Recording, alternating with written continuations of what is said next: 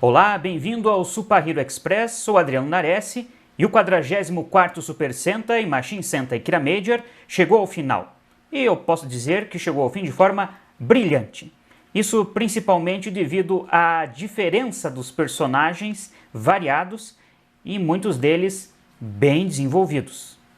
A começar para mim pelo Juro, que foi um líder vermelho excelente, o Kiramei Red, que lá no começo da história, aquela coisa meio tímida, aliás, ele é mais novo do que todos os outros, o caminho dele para ser aceito pelos demais Kiramagers como líder, e ao longo da série como ele cresceu e amadureceu, chegando até esse último capítulo, foi excelente. É claro que entre o grupo dos 6 protagonistas, alguns foram melhor desenvolvidos do que outros, né? O Tametomo, por exemplo, o Kiramei Yellow, para mim, foi desenvolvido de forma muito boa. Ele que tenderia a ser o líder nato, e como a Mabushina cita no último episódio, humildemente abriu mão para o Juro ser o líder, mas ele não deixa de criar os planos e participar ativamente de todas as histórias. Olha, é um dos melhores amarelos desses últimos anos na franquia. Outra que também foi bem desenvolvida, na minha opinião, foi a Senna, a Kiramei Green, que também teve momentos fantásticos ao longo da série, sobre mostrar muito bem a importância de certos valores tão necessários hoje em dia. Já o Shiguro, o Kiramei Blue, que é um personagem que me cativou muito no início da série, mas eu acho que faltou um pouco do desenvolvimento dele. Continua sendo um personagem excelente, eu gosto muito, mas parece que ele parou na metade da série, deixou de evoluir, ficou meio que na mesmice. Ainda assim é um personagem muito bom, principalmente naquele episódio em que ele faz dupla com o Tametomo, um dos melhores episódios da série. Agora, uma das personagens que eu acho que foi pouco desenvolvida, a Sayo, gosto muito dela, a Kiramei Pink, mas tirando aquele episódio lá no início da série em que ela regride para criança, ela praticamente teve pouca participação relevante ao longo de toda a história. Foi uma pena, poderiam ter investido um pouco mais também no desenvolvimento dela. E aqui o interessante é que o Juro é um estudante do ensino médio, o que tivemos muitos já na série Super Sentai, mas cada um tinha a sua própria profissão. O Tametomo, um gamer, a Senna, uma atleta, o Shiguro, um ator, a Sayo, uma médica. Eu acho que essa diversidade também é uma das responsáveis pelo sucesso da série. E é claro, não posso deixar de citar o Takamichi, o Kiramei Silver, que também foi bem desenvolvido ao longo da série, teve um arco muito interessante ali quando ele entrou na história.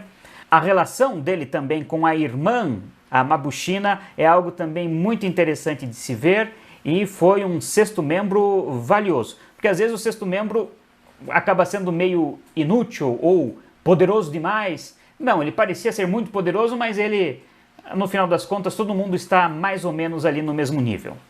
Aí, é claro, não posso deixar de fora aqui também os Machine, né? Principalmente o Fire, o Chovelo, Maha, Jeter, a Helico, que são os principais da série, e os que entram depois, como também o cativante o Zabiun, e é claro o Rei Oladin, quando vira um Machine também, com aquela risada dele, que chama bastante atenção.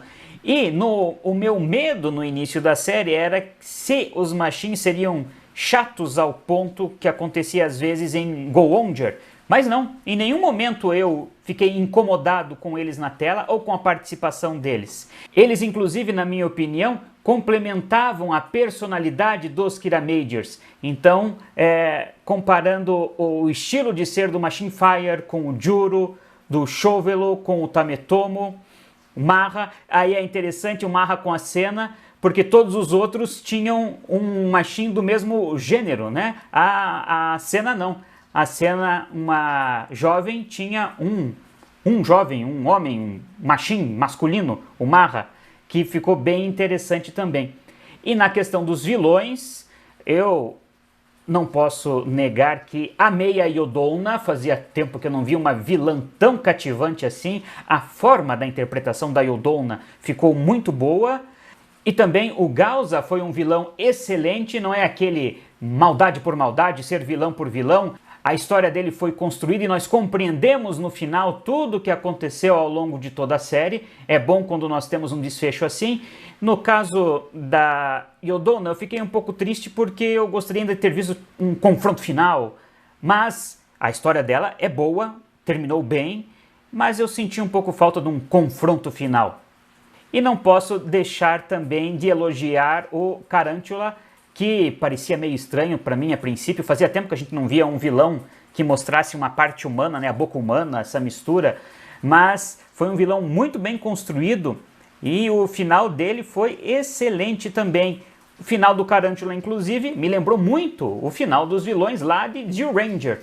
Tiveram um desfecho mais ou menos parecido. E é claro que o Imperador Yodon, o mistério ao longo da série inteira, quando apareceu, entregou o que prometia. A gente esperava algo poderoso, algo terrível, surpreendente e, na minha opinião, surpreendeu mais do que eu imaginava. A história das múltiplas personalidades que viviam dentro do próprio imperador, em que ele mudava de face para cada uma das personalidades assumirem, foi uma jogada muito interessante. Então, tanto no campo dos heróis quanto no campo dos vilões, para mim, Kira Major acertou em cheio. E ao longo desses 45 episódios, para mim, duas histórias são as que mais me chamaram a atenção. A Mabushina completamente bêbada, é algo que eu nunca ia imaginar eles fazendo isso, até porque é uma série infantil, mas está dentro do contexto. Foi um episódio muito divertido aquele, em que a própria Mabushina vai tentando ligar as peças, como ela tendo uma amnésia alcoólica, e a gente vai ligando as peças junto no episódio. Eu adorei aquela história.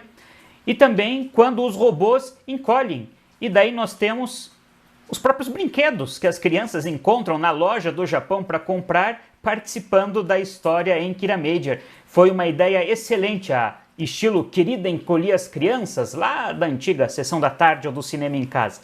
2 episódios maravilhosos, só por eles já vale a pena assistir Kira Major, mas vale a pena pela série inteira, hein? E como eu disse muitas vezes nas redes sociais do Supahiro, Kira Major foi a série certa no ano certo. 2020, o ano da pandemia do Covid no mundo inteiro, Kira Major trouxe um recado muito importante, o de que nós devemos fazer as outras pessoas brilharem. Com todo mundo brilhando, é que nós conseguimos construir um futuro melhor, e esse é o recado principal que Kira Major deixa ao final da história. Vamos ver como será Zenkaiger, estou na expectativa, hein? E você fique ligado aqui no Supahiro e até mais!